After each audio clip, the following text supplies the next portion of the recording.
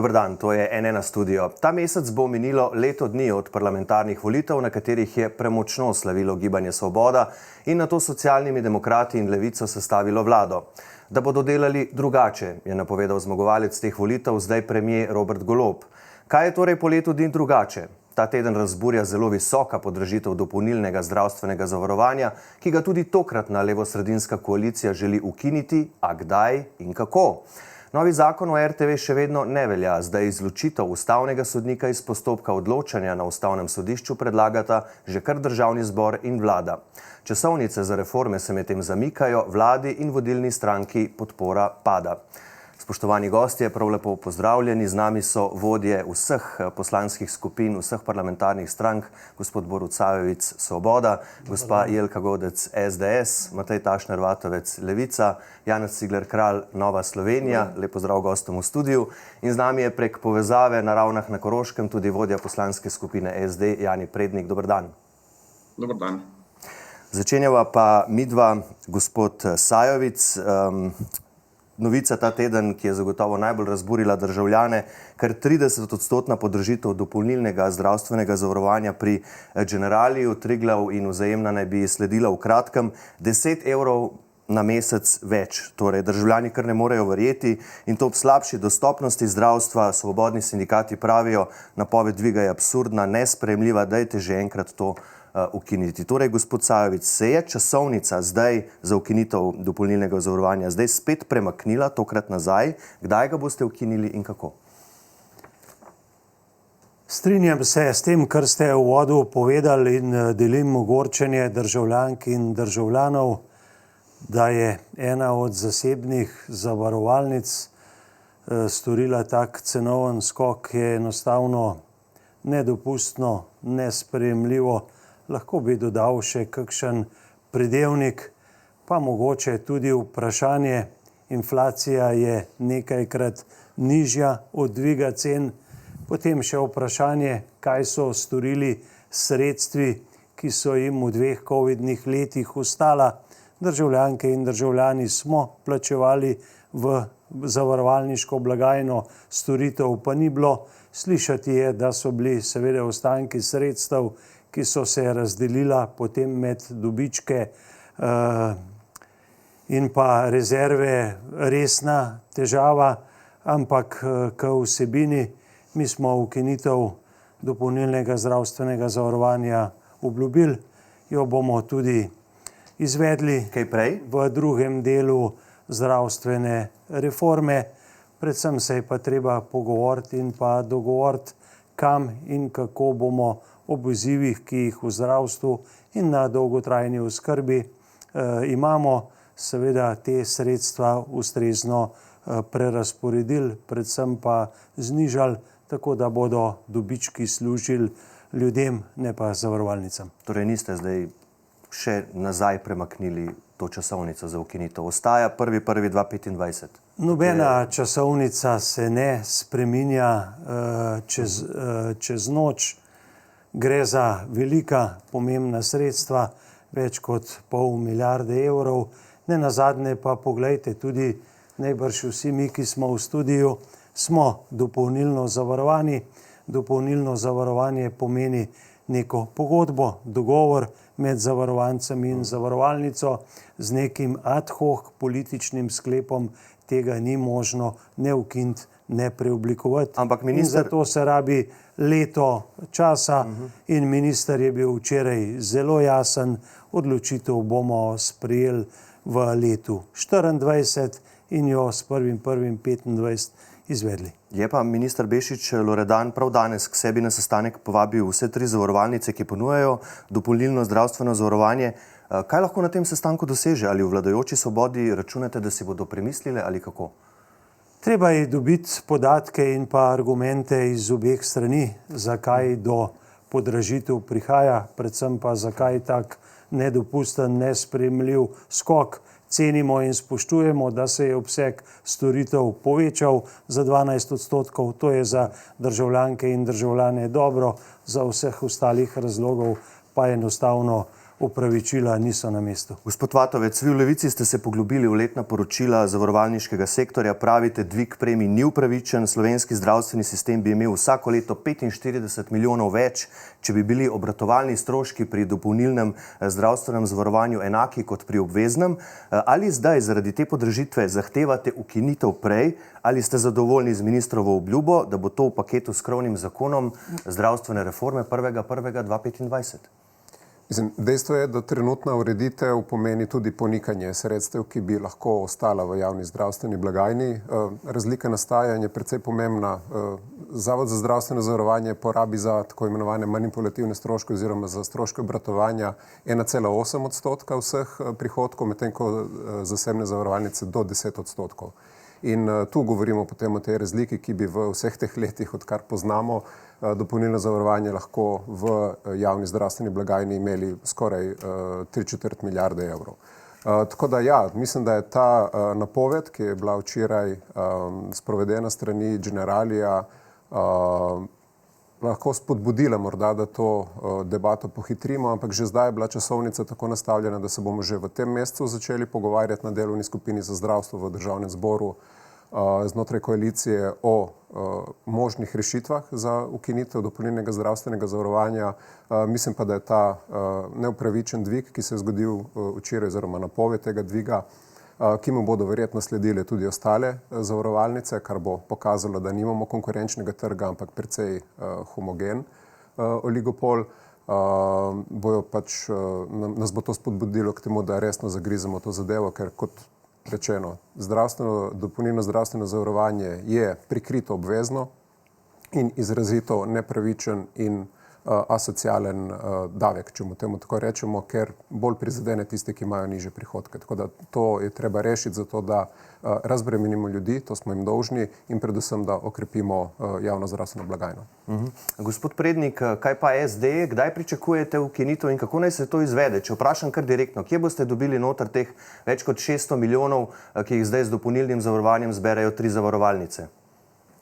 Lep pozdrav s Koroške.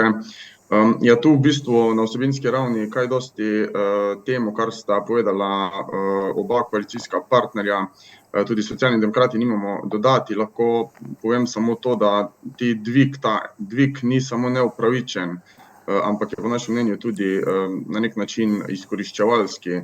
In vse to, kar je naredila ena zavarovalnica, bo seveda pomenilo samo eno, in sicer, da se bo omejila dostopnost ljudi do zdravstvenih storitev, kar je seveda nesprejemljivo, in v tem segmentu zagotovo razumemo ljudi. Po mnenju Socialnih demokratov, ki smo tudi podpisniki te časovnice reforme v zdravstvu, je, da bi morda lahko to nekoliko pohitrili.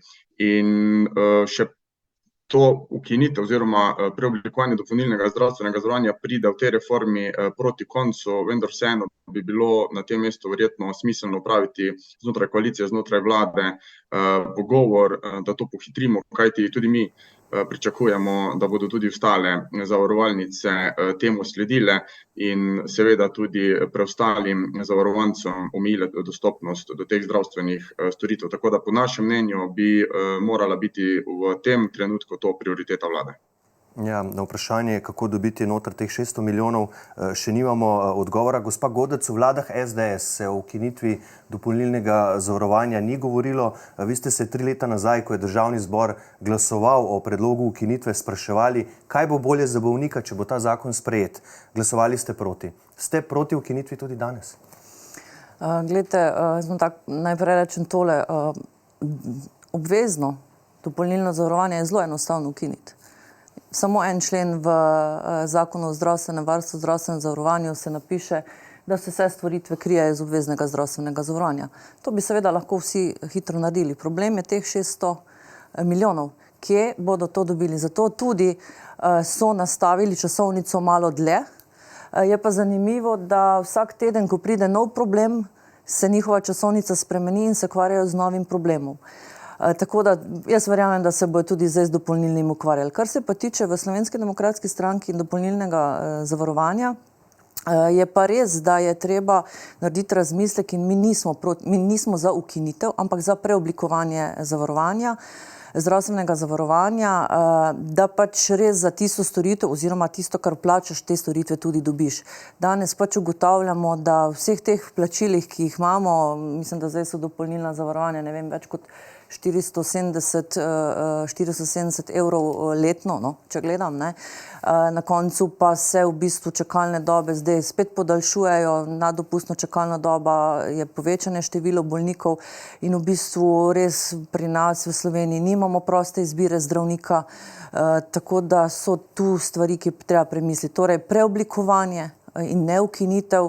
Problem so vedno ta finančna sredstva, kje ta finančna sredstva dobiti. In jaz mislim, da se tudi koalicija bo morala s tem krepko ukvarjati. Pa se vam zdi ta podražitev za 10 evrov upravičena ali ne? Glejte, vsekakor po mojem mnenju, glede na stanje v zdravstvu, ki ga danes imamo, glede na čakalne dobe, glede na vse, vse probleme, s katerimi se soočamo, menim, da to ni ravno primerno.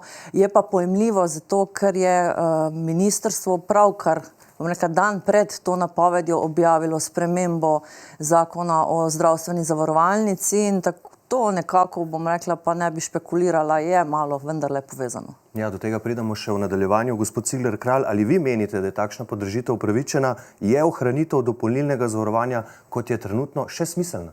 Ta podražitev prihaja v zelo neprimernem času, ko so državljanke in državljani že obremenjeni zaradi draginje, zaradi inflacije in prihaja v vsekakor absolutno previsokem znesku. Inflacija se giblje nekje 10%, ta podražitev pa je tako na hitro skoraj 30% in vsekakor ni dober signal. Jaz mislim in v Novi Sloveniji mislimo, da ima pri tem vlada zdaj en velik problem, veliko težav in da so kolegi iz koalicije v eni taki zadregi, kajti obljubljali so državljankam in državljanom ukinitev, lahko rečem, tega dopolnilnega zavarovanja. Obljubljali so tudi temeljito spremembo zdravstvenega sistema in 30 dni dostopa do specialista. Zdaj imamo, lahko rečem, nasprotne razmere. Ljudje ne pridejo do svojega osebnega zdravnika, zelo težko pridejo, zmanjšala se je dostopnost, povečale so se čakalne dobe. Pravzaprav lahko vsi skupaj ugotovimo, da stresni test, ki je bil napovedan, ni uspel in sedaj kako utemeljiti ta dvig dopolnilnega zdravstvenega zavarovanja s tem, da so pa storitve v našem zdravstvenem sistemu slabše, kot so bile. Mislim, da se tega ne da utemeljiti in mislim, da ima tu vlada velik problem. Mi moramo zdravstveni sistem preoblikovati. Tudi zavarovanje, tudi dopolnilno zavarovanje? Tudi zavarovanja. Veste, da v programu Nove Slovenije in točkah, ki smo jih predstavili, je preoblikovanje zdravstvenih zavarovalnic, zdravstvene zavarovalnice ZZZS eno ključnih sprememb za to, da bomo mi točno vedeli, kam gre denar, za katero storitev, da bo ljudje hitro prišli do vrhunske storitve brez doplačila. Gospod Tašner Vatovec, ste v zadregi, kot pravi gospod Cigler Kralj? Ne, daleč od tega. Mislim, oba očitka, ki prihajate tako iz strani SDS kot NSI, je lahko vreč. Ministrstvo in vlada sta postavila časovnico, nek plan in vsa področja, ki jih bo ta koalicija na področju zdravstva reševala. Nič nas ni presenetilo, kot rečeno, napovedan dvig premije strani Generalija nas morda lahko samo še spodbudi k temu, da bolj aktivno k temu pristopimo, morda kakšen mesec prej, čeprav je že sedaj po časovnici bilo predvideno, da se bomo že v tem mesecu začeli ukvarjati z ukinitvijo dopolnilnega zavarovanja.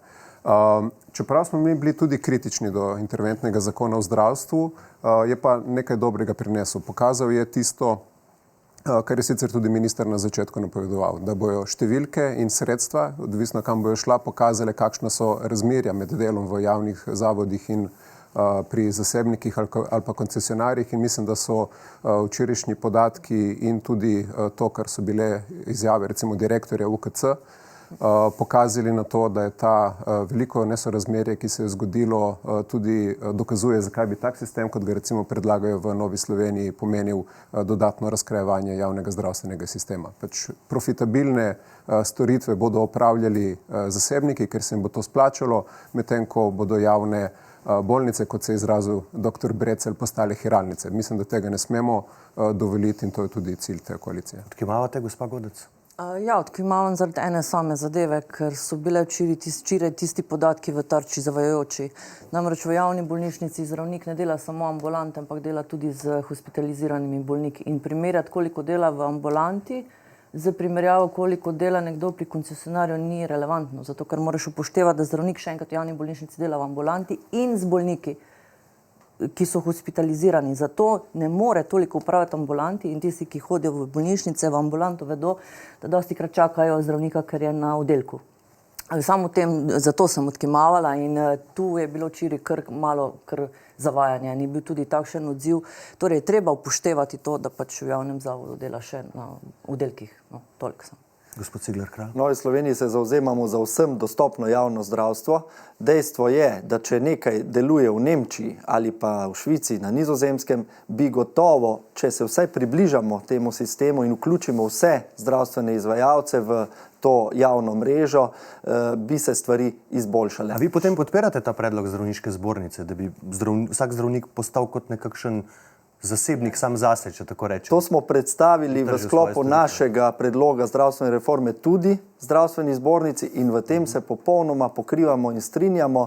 Vsak zdravnik, ko bi dobil licenco, bi bil samostojni zdravstveni izvajalec, ki bi po določenem ceniku izvajal svoje storitve. Naj odgovorim na očitek, da bi samo profitabilne storitve izvajali zasebniki, ostale pa javni zdravstveni zavodi, ta očitek ne zdrži.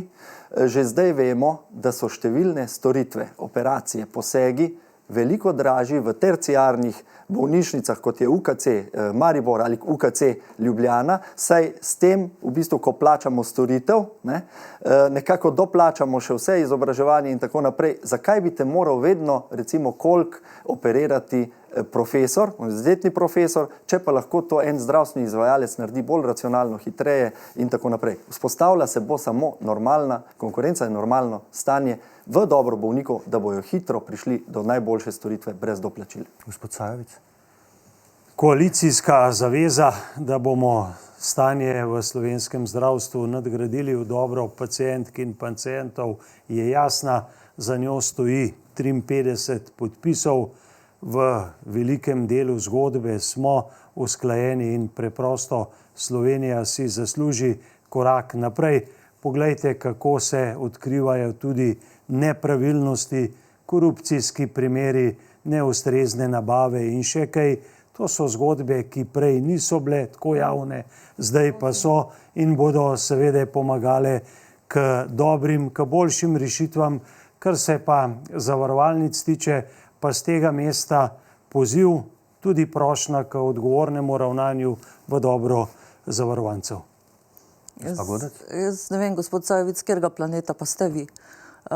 Glejte, kar se tiče korupcijskih zgodb, to so res zgodbe, ki so dobre za ljudi, ker pač reče, se ukvarja s korupcijo, bo korupcijo zajezili, ker to je tema, ki ljudi privlači. V resnico bi bilo potrebno narediti prave reforme v zdravstvu in bi tudi ta problem zginil. Moram pa tu replicirati, češ, da te zgodbe niso znane bile prej. Prosim vas lepo, vodila sem 2 preiskovalni komisiji, ne vem koliko daj, tudi pri vas na to temo, jasne stvari, 500 strani poročila, naznanitev sumov kaznivih dejanj, ne s takšnimi, da prej tega ni bilo. Jasno je bilo in se je delalo na tem področju, dobro veste, čeprav ste z nastopom vlade to takoj zanikali, ukinili urad za referenčne cene, spremenili zakon o javnem naročanju, tako da prosim, ne prodajati takšnih zgodbic ljudem. Lotite se, tako kot je rekel kolega v koaliciji, oba dva kolega, imate časovnico, delate po časovnici, imate 53 glasov, izvolite. Odziv na kratko. Lejte, gospa Jelka, danes je svetovni dan zdravja. Hvala Bogu, smo zdravi, pred praznikom, ampak da je v teh zgodbah in govorite in nam jih očitate ravno vi, ko ste bila državna sekretarka s posebnim statusom po pooblastilu ali pa naročilu predsednika vlade in da smo takrat tako zabredli s covidom, z maskami in z breku respiratorju, enostavno ta vaš odziv ni na mestu. Čas je, da se pogledate v ogledalo, pa pospravite tudi po domačih sobah. Ja, sej, ko ni argumentov proti, potem pač z lažnimi obtožbami nastopijo, tako da jaz nimam odgovora na to. Dobro, gospod Prednik. Jaz se v ta dvoboj ne bom vpletal, niti nisem tip politika, da bi se obračal nazaj. Verjetno se strinjamo vsi sogovorniki, da težave v zdravstvu in zdravstvenem sistemu niso od včeraj in tudi rešljive niso iz danes na jutri. Kot koalicija smo podpisali neko časovnico, v kateri smo opredelili korake oziroma na nek način projekte. In glede na to, da dejansko ne moremo rešiti tega problema iz danes na jutri, smo odprli široko debato po posameznih segmentih. Seveda smo že vnaprej pričakovali, da ko odpreš reformo, če lahko rečemo temu reformo, se bodo dvignili seveda vsi deležniki. Tisti, ki bi bili bolj zadovoljni, so seveda bolj tiho od tistih, ki jim ta status quo trenutno ustreza. Tu lahko rečem samo, da Socialni demokrati podpiramo vlado in celotno koalicijo pri teh naporih. Verjamem, da bo tudi opozicija imela pripombe, tako kot jih je imela tudi do sedaj, kajti zdravstvo je morda tista tema, kjer desna in leva polobla ne prideta ravno skupaj, vendar pri določenih točkah verjamem, da bomo dosegli konsenz. Smo v čisto začetku te reforme, je pa res, da vsa ta dogajanja tudi na tem zavarovalniškem trgu lahko vlado nekoliko prisilita, da določene zadeve pohitri, kar sem pa dejal že v svojem prvem odzivu. Da. Gospod Prednik, Socialni demokrati ste prvi zahtevali koalicijski vrh o zdravstvu, pa je potem želela Svoboda ta vrh širiti na vse reforme, pa da podpišete aneks koalicijski pogodbi, pa neke dodatne zaveze. Od tega potem ni bilo kaj dosti. Danes je stanje tako, da je minister za zdravje javnosti predstavil koalicijsko neusklajen zakon o ZZZS, da ima pomisleke tudi Strateški svet za zdravstvo pod vodstvom Erika Breclja. Ali boste zahtevali še en koalicijski vrh, ali boste storili kaj drugega, kaj? Zdaj, dejansko stanje je takšno, da smo mi dejansko stranka, ki ima izkušnje iz preteklih vlad in tudi v opoziciji smo že sedeli. Zato smo mi v koncu lanskega leta zaznali nakopičene težave v zdravstvu in smo ta koalicijski vrh tudi zahtevali. Seveda sta se s tem strinjali tudi obe preostali koalicijski partnerici in smo ta koalicijski vrh imeli in bil je zelo dober koalicijski vrh. Tudi sam kot politik in kot poslanec sem prvič na tem koalicijskem vrhu videl dejansko stanje slovenskega zdravstva. Do tega vrha se je to stanje prikrivalo ali pa so v javnost prihajali samo določeni deli. Sedaj je tudi javnost seznanjena z stanjem v slovenskem zdravstvu in potem, kot že rečeno, smo se kot koalicija dogovorili, da gremo po korakih in da mi rešujemo korak za korakom. Tudi predstavitev vseh teh zakonov lahko rečemo, da je transparentna, nič ne skrivamo. Tudi minister je prišel z zakonom v javnost in pričakovali smo, da seveda bodo nekateri nezadovoljni, nekateri pa s tem zakonom zadovoljni. Ampak odprli smo neko široko debato, zakon ni usklajen in bo tekom te široke razprave tako znotraj koalicije, med strankami koalicije, kot tudi z vsemi deležniki verjetno prišel do nekega čistopisa v končni fazi, s katerim bodo nekateri zadovoljni, nekateri ne, vendar verjamem, da bomo znotraj koalicije dosegli dogovor tudi okoli tega. Ja, ampak v bistvu imate v koalicijski pogodbi tudi zapisano te postopke, kako v bistvu se komunicira, kako se sprejema in usklajuje zakonske predloge, pa je očitno minister Bešič Loredan to spregledal. Gospod Tašner Vatovec, se tudi vi ne strinjate s trenutnimi načrti ministra Loredana? Na zakon, ki je šel zdaj v javno obravnavanje, bil tudi poslan ekonomsko-socialnemu svetu, imamo v Levici ogromno pripomb. So pač verjetno deljene tudi z dobrim delom strateškega sveta pa kakšnim drugim deležnikom, ampak mislim, da je to tudi smisel procesa.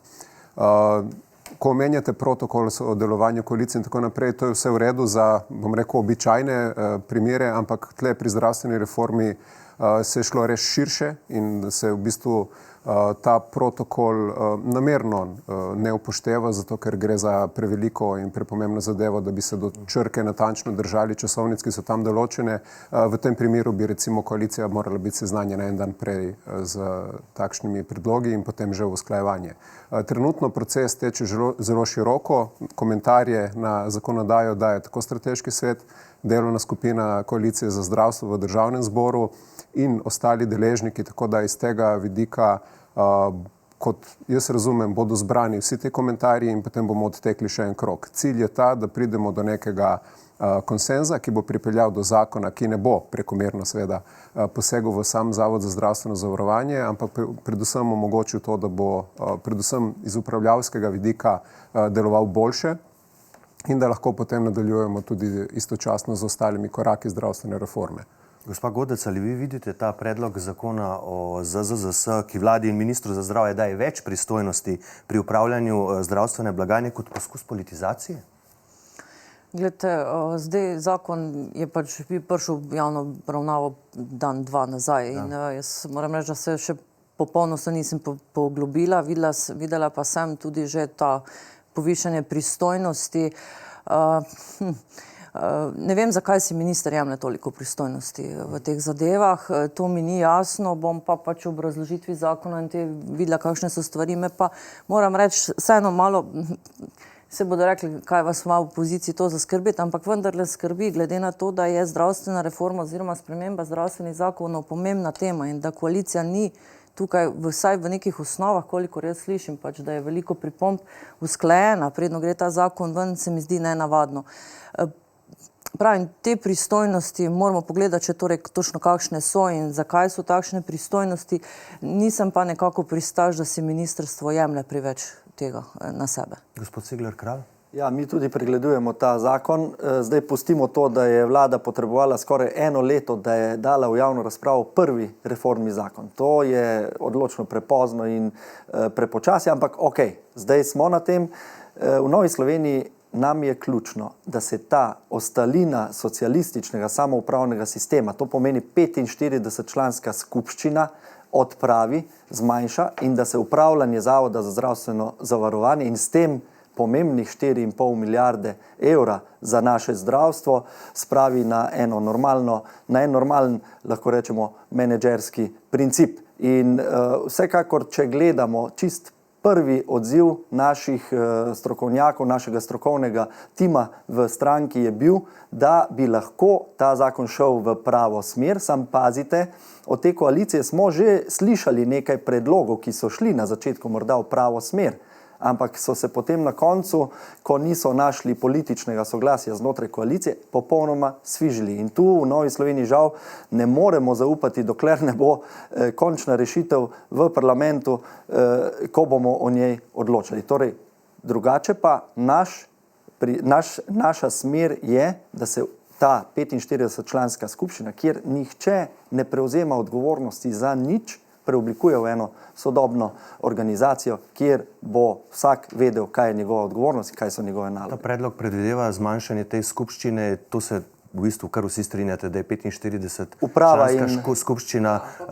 Problem je to, da vlada nima tu besede, 4 člane ima od vseh tistih članov in to res ni dobro. Da, gospod Sajovic, zakaj tak način, zakaj ven v javnost s koalicijsko neusklajenim zakonom, minister Bešič Loredan iz kvote vaše stranke, kako odgovarjate na pomisleke koalicijskih partnerjev opozicije in ekonomsko-socialnega sveta? Koaliciji pomislekov nimamo oziroma so konstruktivne narave in bodo pripomogli k boljši rešitvi. Mi si želimo ne koalicijski politični zakon, ampak širok zakon, ki bo šel tudi čez sredino v dobro državljank in državljanov. Slišati je bilo, da se s tem zakonom minister z Loredan, ki uživa veliko zaupanje javnosti, prav tako kot tudi dr. Brecelj, da si jemljeta veliko pristojnosti. Jaz mislim, da ravno obratno. Nastavlja sta svoj hrbet in nalagata si izjemno odgovornost skupaj s predsednikom vlade. Poglejte, vsaj 4 ministri so se že pred njima ukvarjali s to zgodbo, nikomur ni uspelo. Za Slovenijo bo dobro, če tokrat vsi skupaj, ne samo v koaliciji, uspemo, naredimo korak naprej, da bomo v zdravstvu vedeli, koliko sredstev je na razpolago, kdo in zakaj se porabljajo in pa predvsem kakšna je učinkovitost in pa organiziranost sistema, ki zagotovo ni optimalna. A pa potem zavračate očitke, da je glavni namen tega zakona, tega predloga zamenjava direktorice ZZZS Tatjane Mlakar, ki je vlada zdaj ne more zamenjati? Glavni namen tega zakona je samo en, da tisti, ki v zdravstveno blagajno vplačujemo, da smo enakomerno zastopani in da se zadeve nadgradijo in izboljšajo. Gospod Vatovec, vas moti tudi vladni predlog zakona o zavodih, pa ne samo vas, da se razumemo, po katerem bi lahko državna ali lokalna politika mimo svetov zavodov menjala direktorje. Danes na kolegiju predsednice Državnega zbora ste glasovali proti skrajšanemu postopku vsi, razen Svobode, ki je tu ostala sama. Vse ostale 4 stranke ste bile proti. Ostro proti je tudi sindikat SVIZ, ki grozi z referendumom, pa Pravna mreža za varstvo demokracije opozarja, da je vlada predlog skrivala, da predlaga sprejem po skrajšanem postopku, ki je zdaj sicer padel. Poslance pozivajo, da zakon zavrnete. Ga boste? Zdaj, kar se tiče samega postopka, zagotovo ni manjša sprememba skladno s poslovnikom, ampak gre za precej velik poseg v sam način imenovanja, predvsem pa razreševanja predstojnikov različnih javnih zavodov strani ustanovitelja, tu v naši poslanski skupini delimo pomisleke, ki so bili izraženi strani deležnikov, kot ste dejali v vprašanju, tako da jaz pričakujem, da se bomo o tem zakonu v koaliciji še veliko pogovarjali in da bomo tudi našli ustrezne popravke za to, da bo cilj, kot je bil zastavljen, lahko dosežen na bolj smel način. Ne bi želeli, da se tako široko polje interpretacije lahko odpre tudi za kakšno drugo vlado. Ja, gospod Prednik, ali vi ta predlog, ki vas je očitno presenetil vsega včeraj za N1 v SD, niste želeli komentirati, razumete kot poskus pomoči ministru Loredanu, da bi menjal direktorje zdravstvenih zavodov, torej bolnišnic, zdravstvenih domov? Tudi mi smo glasovali danes proti tem skrajšanemu postopku, zato ker ni bilo razlogov, oziroma je zakon dejansko posega na preveč področji in preveč globoko, da bi lahko to šlo po skrajšanem postopku. Zato smo mi tudi glasovali proti in smo zadovoljni, da gre po rednem postopku. Zakon je tudi v javnosti in pri vseh deležnikih sprožil negativne komentarje, negativne odzive in prav je, da gre po rednem postopku in da si vzamemo čas za ta zakon. Kakšno bo glasovanje na koncu, ne vem, zato ker se zakon seveda tekom rednega postopka lahko tudi spreminja. Kakšen namen je imel minister Loredan oziroma kakšen namen ima, ne vem, ampak verjamem, da bomo to tekom postopka in sprejemanja tega zakona tudi videli. Gre za to, gospod Sajovic, za željo ministra Loredana, da menja neposlušne direktorje zdravstvenih zavodov, ki jih zdaj ne more menjati. Zadnji primer, ki se ga spomnim, tako odmevan, je bil direktorica zdravstvenega doma Ljubljana, gospa Antonija Poplas Susič. Zakaj skrivanje predloga, zakaj skrajšan postopek? Vi še vedno pravite, da predlog tak, kot je, podpirate. Več kot pol ure zdajle govorimo, da so razmere izredne. V izrednih razmerah je treba, kadar je nujno, hitro in odločno ukrepati. Zakon je v proceduri. V Svobodi se strinjamo z ministrom in vlado, da je seveda skrajšan postopek tisti, ki pripelje do hitrih in odločnih rešitev. Odgovornost ustanoviteljev zavodov, strani države, lokalnih skupnosti je velika. Prav je, da imajo za to, da svojo odgovornost uresničujejo, seveda tudi učinkovite vzvode in pa orodja. Kar se pa seveda ljubljanske zgodbe tiče, pa gre seveda za zavod, ki je organiziran drugače in tam minister nima neposredne vloge in pa vpliva. Da, občina Ljubljana, vemo, da župan Zoran Janković, s katerim je vaša stranka skupaj v mestni koaliciji, seveda gospo neomajno podpira, ampak jasno je, da vi glasov za sprejem takšnega predloga, kot je trenutno, nimate, da boste očitno nekaj morali spremeniti, če želite pridobiti vsaj glasove 2 koalicijskih partneric. Zdaj jih nimate. Danes je šlo za formo, za skrajšani postopek, ne za vsebino. Zakon bomo očitno obravnavali po rednem postopku. Danes je tudi obravnava na ekonomsko-socialnem svetu. Imamo vsi skupaj še dovolj časa v primeru enega ali drugega postopka, da ga ustrezno še izboljšamo in nadgradimo. In to bomo storili. Bomo videli, kako. Gospa Godec, vi ste danes rekli, Severna Koreja, Sovjetska zveza so bili očitno zgledi za pisanje tega zakona. Zakaj? Glejte, jaz se moram vrniti na to, da je minister Bešič Loredan na začetku v hearingih in prej govoril, da je potrebno spremeniti zakon o zavodih. In to je posledica njegovih izjav in tudi želja potem, da bi kljub temu, da ima v svetu zavoda ustanovitelj večino, menjal direktorje mimo sveta zavoda. Torej, že danes v svetu zavoda, torej, če želi razrešiti, ne vem, direktorja UKC Maribor, recimo, očitno mu ne uspeva preko sveta zavoda, bi lahko na takšen način razrešil sam. In polje, ki je zelo široko, kdaj lahko razrešiš direktorja, to je tudi kolega Vatovec povedal, preveč široko, sedanja koalicija, oziroma se upravičujem, Svoboda ne razmišlja o tem, da bo pa nekoč prišla neka druga vlada in bo menjala lahko direktorje na tak način po tekočem traku. Brez kakršnikoli in kdo dela na takšen način. Zato sem dala danes primerjavo Sovjetska zveza, sicer mogla bi reči Rusija, no se upravičujem, ampak to so načini v bistvu, ki mimo demokratičnih odločitev v svetu zavoda, pač se minister odloči, da mu nek direktor ni všeč in ga menja. Brez problema. Ima vse možnosti, ker piše tam noter, da direktor ne izpolnjuje, ne vem, določenih pogojev, ki so čisto, bom rekla, neotipljivi. Gospod Cigler Kralj? Ja, Nova Slovenija je glasovala proti skrajšanemu postopku iz teh podobnih razlogov, kot so večina kolegov tukaj izpostavili. Za nas je ključno, da so bile iz razprave popolnoma izločene do sedaj občine, številne nevladne organizacije imajo pomisleke in pa seveda, da se poskuša zaobiti te, lahko rečemo, običajne sistemske upravljavske organe. Torej, namesto da bi mi izboljšali razmerja in učinkovitost teh upravljavskih organov, ki pri javnih zavodih so sveti zavodov, gremo z obvozom na hitro, na skrajšen postopek, to ne rodi dobrih sadov. Še posebej zato, ker si to nekdo, to je rekla generalna sekretarka vlade, prikroji in se odzove na trenutne razmere.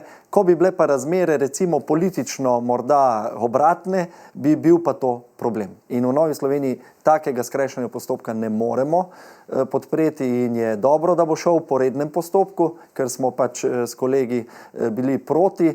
In v tem postopku bomo pa tudi vsebinsko zelo izpostavljali te problematične zadeve. Številni so se obrnili še na nas in verjetno se še bojo in tu bomo zagovornik demokratičnih pa dolgoročnih sistemskih rešitev. Slišati je tudi gospod Sajovic, kolesarji že pumpajo zračnice, že preizkušajo zvonce, če delujejo. Ko odgovarjate na vse te pomisleke danes in nenazadnje pred Ministrstvom za zdravje, tudi pohod za javno zdravstvo ni neposredno povezan s tem, ampak vendarle slišali ste očitke na račun tega predloga zakona? Čas, v katerem smo, terja učinkovitost. Mi tiste obljube, ki smo jih dali kolesarjem in smo jih zapisali v koalicijski pogodbi, izvršujemo. Problem v tej državi imamo v tem, da ni vse prav, če ni vsak dan znova nekaj narobe in zato seveda politika pridno, breku, animira posamezne politične skupine, da probleme, ki se 30 letja niso dali rešiti, učinkovito ne rešimo. Poglejte, problemi v pokojninski blagajni so, kljub temu, da je naša enih tistih najbolj stanovitnih in najbolj stabilnih, z lakoto. Dal ste iztočnico v kolesarjih, ki so široka tema in na njo je treba tudi tako. Danes je generalna sekretarka vlade na kolegiju predsednice rekla, tudi gospod Cigler Kralj je na to spomnil, da je predlog zakona o zavodih rešuje trenutno dogajanje v javnih zavodih. Katero trenutno dogajanje konkretno torej ta predlog zakona rešuje, da je bil zastavljen na tak način? Odgovoril vam bom široko, če so v javnih zavodih problemi in številni problemi so, številni se izogibajo odgovornostim in pa upravljanju delovnih nalog in če si minister želi naložiti tako veliko odgovornost, kot si jo ta trenutek nalaga, potem ga jaz v tem zagotovo podpiram. Gospa Godec? Zelo zanimivo, ne? Kateri minister si nalaga torej to odgovornost. To ste potem odgovorili, da je ta zakon zarastel na zelniku Bešič Loredana. Ali kako? Glejte, še enkrat, vsi javni zavodi imajo svoj nadzorni organ, to je svet zavoda, v katerem sedi večina, ki jih je imenovala vlada ali pa občina, ne, če govorimo o lokalni skupnosti.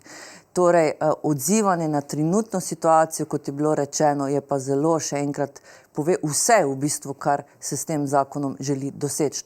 Torej, odstraniti direktorje v javnih zavodih, ki ne odgovarjajo določenemu ministru ali pač vladi.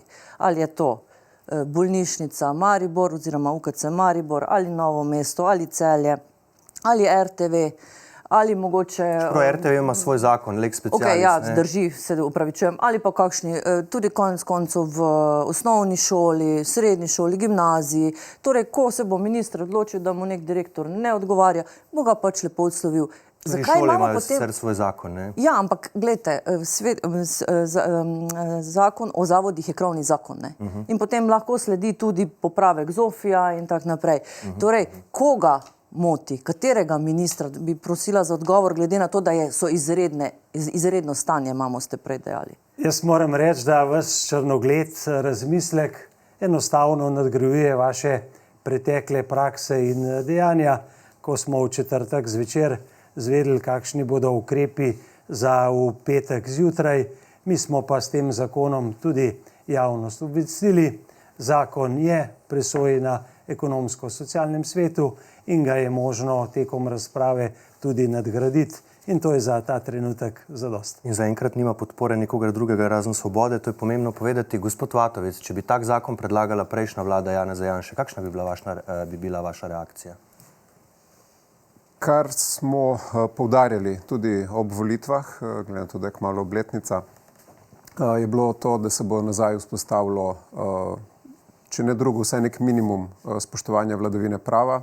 To je nekaj, kar poudarja tudi predsednik vlade pogosto in mislim, da je to cilj, ki ga moramo zasledovati. Ne glede na to, kakšne so trenutne razmere, je po mojem naša težnja mora iti v to smer, da ko bomo pripravili oziroma ko pripravljamo katerokoli obliko zakonodaje, da bo ta čim bolj zasledovala cilj spoštovanja nekih pravnih norm in ne preveč vznemirila javnosti. Tako da mislim, da bo to zgodba tudi tega zakona, se pravi, da ga bomo v zakonodajnem postopku z upoštevanjem pripomb, ki bodo prišle strani različnih javnosti, tudi ta cilj dosegli. Niste mi pa odgovorili na vprašanje, kaj pa vi, gospod Prednik, kako bi vi reagirali, če bi prejšnja vlada v državni zbor poslala kaj takega in predlagala skrajšan postopek? Enako kot smo reagirali danes, bili bi proti skrajšanemu postopku, zagovarjali bi reden postopek, ker je to pač prevelik poseg v določene segmente. Mi je pa zanimiva ena zadeva in sicer, da kolesarji ponovno pripravljajo svoja kolesa in tukaj pade očitek trenutne opozicije, da smo mi preko kolesarjev takratno Janševo vlado zrušili, ker kot kaže tudi ti kolesarji bodo našo vlado začeli opozarjati morda na prepočasne postopke ali pa nepravilne postopke in dejansko so ti protestniki tisti, ki opozarjajo na napake vsakršne vlade, tako da pade tisti očitek, da smo prišli na oblast s pomočjo kolesarjev. Gremo naprej. Veliko hude krvi je bilo zaradi izjav premierja Goloba, da nekaterih reform morda ne bo, če vlada ne bo uspela prepričati ljudi, da so zanje koristne. Gospod Cigler Kralj, vaš poslanec Janez Žakelj, je včeraj na seji Komisije za nadzor javnih financ dejal, da leta 2024 davčne reforme zagotovo še ne bo. Zakaj tako menite? Poglejte, naš nekdanji vodja poslanske skupine Jožef Horvat je, mislim, da meseca marca vprašal premierja v poslanskem vprašanju, kako je z davčno reformo. Premier je rekel, da je že večina stvari postavljenih, da je koncept postavljen, da naj velika večina ljudi ne bi izgubila sedanjega statusa in od marca do zdaj, lahko rečemo, smo aprila, no, je pravzaprav prišlo do tega, da se je na KNJF-ju na včerajšnji seji ugotovilo, da davčne reforme ni.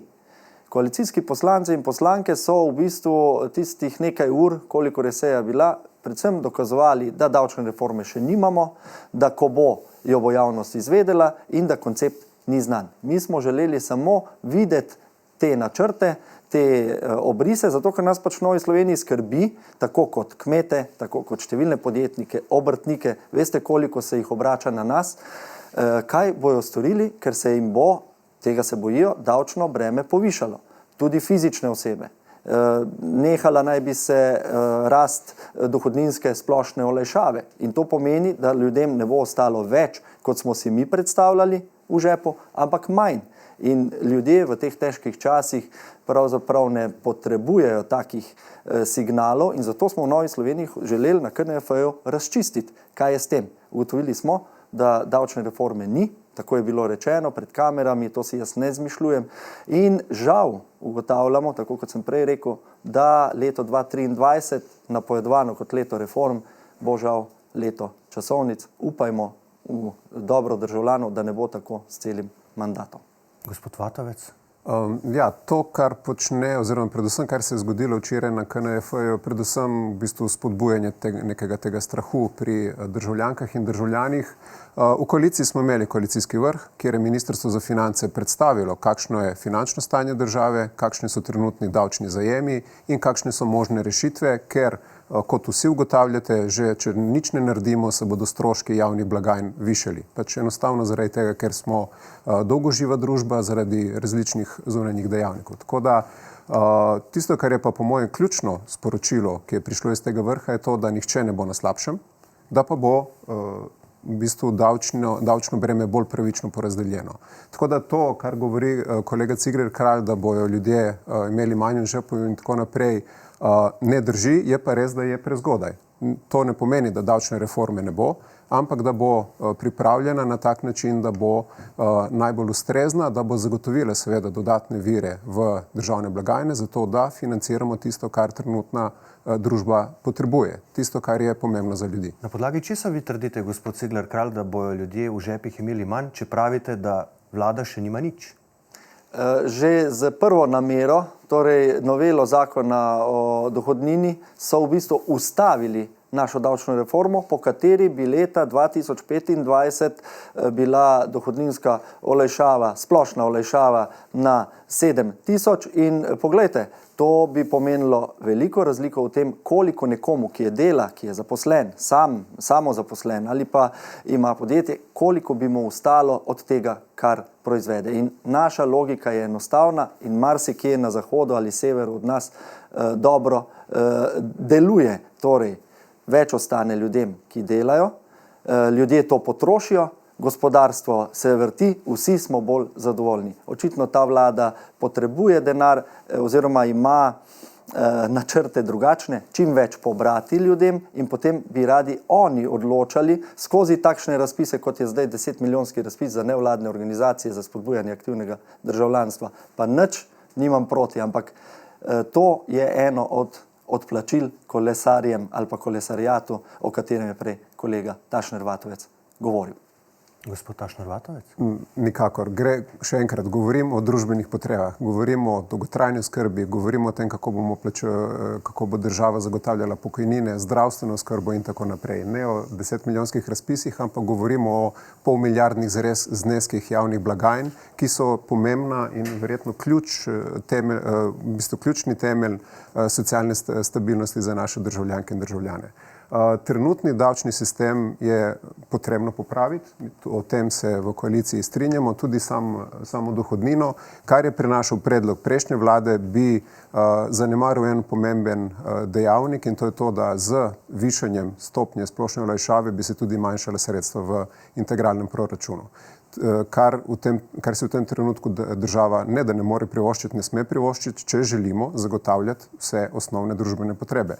Tako da naš predlog, oziroma to, kar smo mi slišali na koalicijskem vrhu, bi zagotovo to stvar bolj izenačil, omogočil tistim, ki so v prvih dohodninskih razredih, da so na istem ali na boljšem, tisti, ki so v višjih, pa da seveda malo več prispevajo. In to je, mislim, da nek temelj družbene solidarnosti. Ampak premier Golob je potem ekipo Ministrstva za finance, ki je komunicirala ta izhodišča davčne reforme, javno okrcal, da niso opravili svojega dela, da bo to namesto njih počel kar on sam, potem je glavni tvorec, glavni pisec, glavni poznavalec davčnega sistema na Ministrstvu za finance, državni sekretar Tilen Božič odstopil, ponudil odstop, minister ga je sprejel, lahko ga tudi ne bi. Gospod Sajovic, kako odgovarjate na te očitke, da davčna reforma gre v smeri, da ljudem v žepih ostane čim manj, da želi vlada pobrati čim več ljudem? To, kar vi zdaj ponavljate in je bilo kot evidentna laž, že nekaj desetkrat izpostavljeno v medijih, je nekaj, o čemer na Brdu nismo govorili. Mi smo preverjali obstoječe stanje in skrb in nadgradnja za javnih financ, zato da bomo sposobni izpeljati dolgotrajno oskrbo, zdravstveno reformo, povečati, rekel, tudi prilive v pokojninsko blagajno, je tisto, kar je na prvem mestu. Predsednik vlade je prevzel, bom še enkrat ponovil, tudi tu veliko odgovornost in povedal je, da se iščejo rešitve v dobro ljudi, da nihče od tistih, ki se jih to tiče, ne bo na slabšem in to je vse. Ali tudi vi, gospa Godec, v teh izhodiščih finančnega ministrstva za davčno reformo vidite načrt ljudem pobrati čim več? Glejte, sej ljudje oziroma danes tudi v državnem zboru sploh ne vemo, pri čem smo glede davčne reforme. Ne? Danes zdaj tukaj je bilo povedano, nekaj je bilo na koalicijskem vrhu rečeno, potem gre premier pred novinarje, pove svojo zgodbo, potem odstopi državni sekretar, ki je pač, kolikor je meni znan, en izmed tvorcev te reforme. Da pa ne govorimo o tem, da je bila prvi korak reformi, torej sprememba zakona o dohodnini, ker se je pač obremenili državljane. In če bodo stvari šle v to smer, kot je predvideno, torej vedno večja obremenitev državljanov za to, da se pridobi čim več denarja čim več sredstev v državni proračun, hkrati pa ljudem ne bo ponujeno spremembe na področju zdravstva, dolgotrajne oskrbe, ki so jo zamaknili za leto dni, pokojninskega dela, potem je to nesmiselno delo oziroma bo tu velik revolt, definitivno. Torej, če ti pobereš več, vse ostale storitve, javne storitve pa ostane na isti ravni. In hvala Bogu, če se jim časovnica zamakne. Gospod Prednik, kaj boste naredili, da preprečite revolt, kot mu pravi gospa Jelka Godec? Situacija okoli trenutne davčne reforme je dokaz, kako zelo pomembna je komunikacija. In tu lahko samo potrdim besede kolega Sajovica in tudi Tašnerja Vatovca. Mi smo se na vrhu koalicije seznanili z trenutnim stanjem, potem pa smo po vrhu koalicije videli precej dezinformacij, ki jih je seveda logično opozicija izkoristila. Od tega, da bomo obdavčili božičnico, regres in tako naprej, o tem ni bilo govora. In Socialni demokrati na to tudi ne bi in ne bomo pristali. Teza, da bodo ljudje imeli manj v žepih, ne drži. Nihče po davčni reformi, kakršnakoli že bo, ne bo imel manj v svojih žepih. Je pa res, da smo govorili, da tisti, ki imajo več, morajo pač progresivno tudi prispevati več. To je pa to. Na vrhu nismo dorekli nič drugega in kolikor je tudi meni znano, je ta davčna reforma sedaj v pripravi na Ministrstvu za finance in se z njo v neke globine še vsaj jaz in Socialni demokrati nismo soočili, tako da komentiranje razen teh izhodišč, ki sem jih dal in so tudi izhodišča Socialnih demokratov, ne bi šel. Ja, ampak nekako je bilo skomunicirano tudi medijem, da se gre v sistem neto obdavčljivega dohodka, da bi vsi dohodki, regresi, božičnice, malica, prevoz, vse to, kar zdaj trenutno ni obdavčeno, šli v eno vrečo in bi bili potem pač skupaj obdavčeni. Potem je pa naknadno Ministrstvo za finance sporočilo, da pač bi uvedli ta ničelni dohodninski razred. Bomo šli tu naprej, ker smo že v sklepnem delu. Še vedno je burno dogajanje tudi zaradi zakona o RTV Slovenija. Ustavno sodišče ga je v delu zadržalo, vsi čakajo, da o njem tudi odloči, medtem pa prihajajo, kar vrstijo se v bistvu predlogi za izločitev sodnikov. Če bodo upoštevani vsi ti predlogi, bi bili lahko skupno izločeni kar 4 ustavni sodniki od 9. Pod predlog za izločitev Klemna Jakliča se je kot predstavnica Državnega zbora podpisala predsednica Urška Klakočar Zupančič. Vi, gospa Godec, ste zapisali bizarka predsednice Državnega zbora. Zakaj? Ja, zato ker nihče, vsaj koliko sem se jaz pogovarjala tudi s pravniki, ne vidi pravne podlage za kaj takšnega. Namreč predsednica Državnega zbora je poslala, zdaj jaz ne vem, če koalicija kaj o tem ve, saj v naši poslanski skupini nismo vedeli nič, namreč na nobenem delovnem telesu nikjer ni bilo govora o tem, ali sploh, da bi bil sprejet kakšen sklep, da Državni zbor predlaga izločitev Klemna Jakliča, sicer mediji so pisali Državni zbor predlaga, ampak ko pogledate dopis, pa lepo piše, gor je glava predsednice Državnega zbora in piše ona v svojem imenu. Torej na podlagi katerih zakonskih podlag predsednica Državnega zbora lahko predlaga to in kot odziv iz Ustavnega sodišča so dobili glede sodnika, ki ima to zadevo v rokah, tudi vprašanje, na podlagi katere pravne podlage je to Državni zbor izvršil. Danes je sicer zadnji dan, ko je potrebno dati odgovor, če ga bo seveda Državni zbor dal. Jaz sem danes na kolegiju to vprašala, pa je, da se pripravlja odgovor, kakšen bo, še ne vemo, ga bomo verjetno videli. Tako da je to zelo nenavadno in je pa priskočila na pomoč vlada, ki je prav tako dala predlog za izločitev, ki se pa prav tako ne ve, po katerih zadevi, glede na to, da oni pa niso stranka v postopku. Ne. A imate vi te odgovore na ta vprašanja? Se bi vprašali gospo predsednico, pa je trenutno še vedno na obisku v Afriki, je pač seveda članica vaše poslanske skupine. Imate vi te odgovore, gospod Sajovic? Zagotovo dve stvari ali pa tri želim poudariti. Kot prvo, izraziti podporo in solidarnost stavkajočimi na RTV-ju. Tudi državljanke in državljani so zaskrbljeni nad stanjem, ki se tam dogaja. Drugo, predsednica Državnega zbora je na službeni poti v Afriki, kjer se pridobiva dragocene in potrebne glasove za našo nestalno članstvo v Varnostnem svetu. Zdaj pa k bistvu. Iz dosedanjih parlamentarnih praks izhaja, da se predsedniki Državnega zbora kot udeleženci v postopkih udeležujejo javnih obravnav. Tako je bilo zdaj zgodovinsko že na leta in tako bo tudi naprej v bodoče. In ravnanje predsednice ni bilo v ničemer nenavadno, ampak samo skrbno, da kot tista, ki skrbi za zakon na koncu, ki je bil potrjen z več kot 60% na referendumu in je zdaj v presoji na Ustavnem sodišču, da je dala dodatne procesne predloge.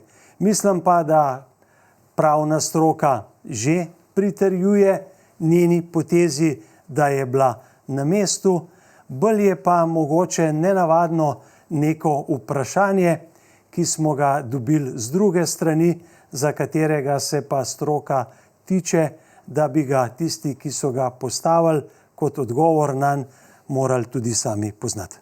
Gospa Godec, kaj pravite na to? Skrbno ravnanje predsednice Državnega zbora, ki je mimogrede tudi zahtevala vpogled v spis na Ustavnem sodišču in je bil tudi odobren. Drži. Predsednica Državnega zbora lahko po enem členu zakona o Ustavnem sodišču, ne vem na pamet katerega, zahteva oziroma zaprosi za vpogled, ker ga po enem drugem členu ne more imeti, ker ni stranka v postopku. Vendar pa, če zahteva in če predsednik Ustavnega sodišča odobri, potem lahko vpogleda. Ampak to ji še ne da pravico, da predlaga izločitev sodnika ali da karkoli drugega predlaga, ker je Državni zbor stranka v postopku in poslovnik in zakon o Ustavnem sodišču lepo piše o teh zadevah. Torej, skrbno glede zakona, skrbnik zakona je Državni zbor. Državni zbor je sprejel zakon, ga tudi razlaga in če bo, ali pa ko recimo v določenem zakonu Ustavno sodišče sprejme odločbo, da zakon ni v skladu z Ustavo, naslovi na Državni zbor zahtevo, da pač zakon v določenem roku popravi. Ne? In Državni zbor ponovno odloča. In v celotnem postopku glede pač tega zakona je šlo seveda najprej na matično delovno telo, zakonodajno-pravna služba je dala mnenje in potem je bilo to poslano tak naprej. Torej, vprašanje, ki je prišlo iz Ustavnega sodišča od poročevalca Svetliča, je seveda vprašanje takšno zato, ker jaz verjamem, da tam so pa vendarle pravniki, ki vedo, po katerem bom rekla, členu ali kakorkoli je predsednica, bi bila upravičena do tega, ker pa sami verjetno niso našli tega, pač sprašujejo, kje, odkot sedaj to. Vprašanje je tudi, odkot vlada lahko daje takšne predloge. Torej, skrbno delovanje. Glejte, Vlada se sklicuje na to, da je udeleženec v postopku, ne? Udeleženec postopku je Državni zbor. Ne? Vlada je kot predlagatelj lahko daje, če je ustavni zbor. Gospod Vatovec, vi podpirate to, da in Državni zbor in vlada, torej Urška Klakočar Zupančič v imenu Državnega zbora in vlada, da predlagata izločitev sodnika Klemna Jakliča?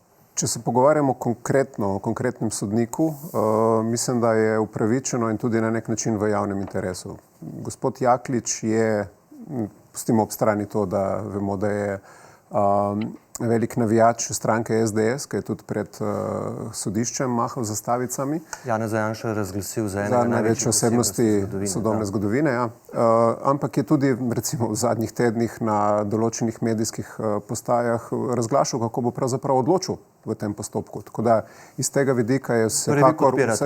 Ja, jaz mislim, da je v javnem interesu, glede na to, da je stanje na RTV-ju zatečeno, to, da v bistvu vodstvo radiotelevizije dobesedno sesuva javni servis in praktično se nam zdi, da na koncu ne bo ostalo več nič od tega, stopnja gledanosti pada, dogajajo se finančne malverzacije in tako naprej, je to po naši oceni nekaj, kar je ne samo pristojnost udeležencev v postopku Državnega zbora in vlade, kot tiste, ki bdi nad javnim zavodom, na nek način tudi odgovornost, da zagotovi neoporečen postopek odločanja. Ampak še enkrat, jaz poudarjam to, da ni vložil Državni zbor. A si ti kdaj odločil o tem?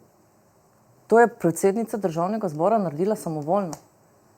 Ali ste bili obveščeni o tem? Predsednik Državnega zbora predstavlja Državni zbor, zdaj pač pripravljajo se odgovori pravni, tako da dajmo počakati na to, kakšno bo obrazložitev. A vi ste bili obveščeni o tem, gospod Prednik, če še vas vklopim v SD-ju, ste bili obveščeni, da bo predsednica Državnega zbora to naredila?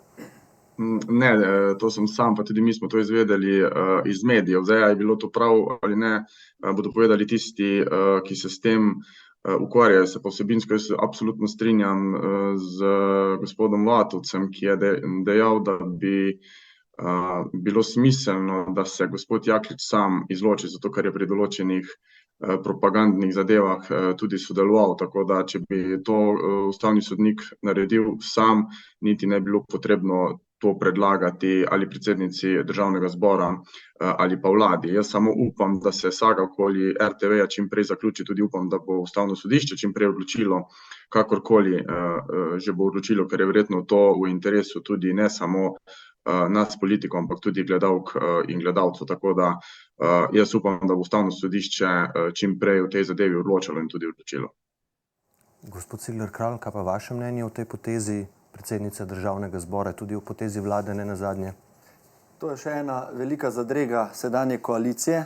Na oblast so prišli z velikimi obljubami o ponovni vzpostavitvi pravne države. Zdaj imamo v kratkem času, še niti eno leto ni minilo, že dva primera ene velike zadrege, ko se šele naknadno iščejo pravne podlage za neko obljubo ali potezo. Spomnim na obljubo sodnikom in državnim tožilcem o 600 evrih, potem se je ugotovilo, da pravne podlage ni, je zadeva potihnila in se pravna podlaga še išče. Zdaj gre za drugo zadevo.